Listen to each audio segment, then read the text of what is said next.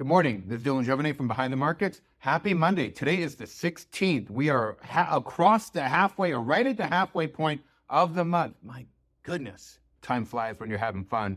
Today, I wanted to talk about the markets, do a check-in with you on where we are on the markets.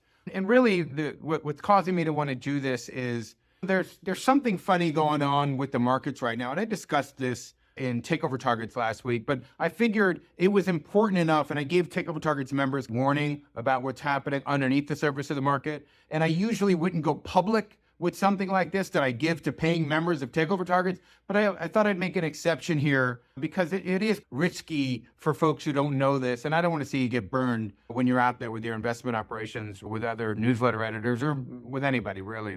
And here's what's funny or what's odd going on in the stock market right now. On the surface, the market is at roughly all-time highs and things look rosy. But right underneath the surface, what's happening is the advanced decline line has fallen in all frankly, 7 of the last trading days, which means the advanced decline line shows the amount of stocks going down versus the amount of stocks going up. In other words, there are a lot more stocks going down than that are going up. But by last count, it was in the S&P 500, about 376 going down and the rest of them going up. But the ones that are going up, big mega cap tech, makes such a big proportion of the market that it's having this distorting effect. Oh, the market's going higher, the market's going higher.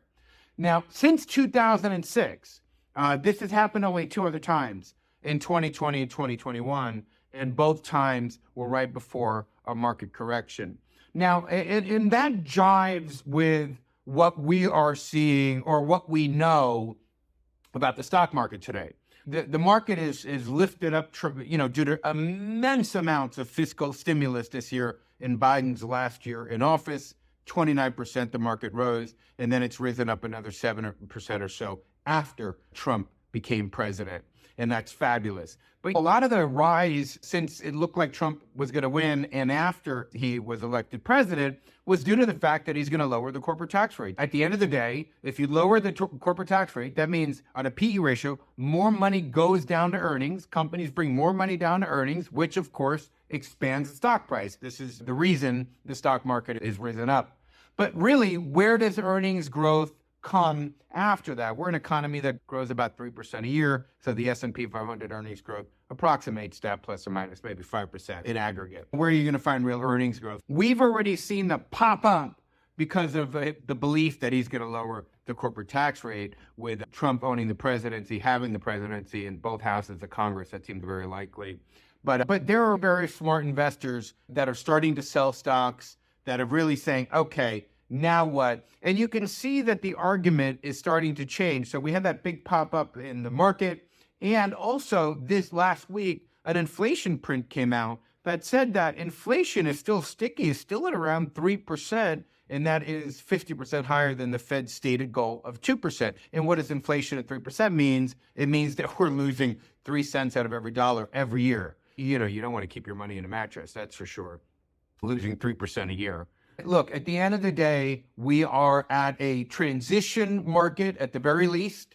The market has digested Trump's victory, the fact that he's going to lower corporate tax rates, meaning more profits go down to the bottom line, stocks pop up.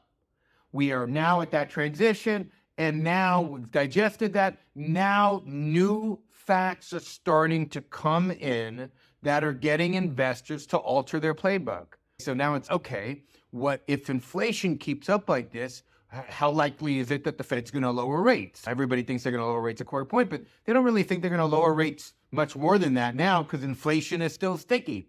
With Trump's spending policies that are going to come in 2025, they're going to blow out the budget and the deficit, probably historically the largest in American history by far, by all accounts. We'll see, but that's what it looks like.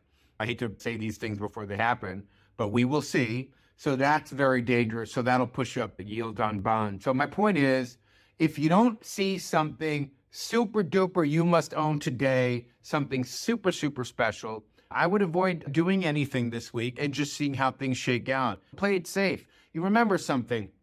The stock market is like a pitcher that pitches to you and you're like a baseball. You don't have to swing at every pitch.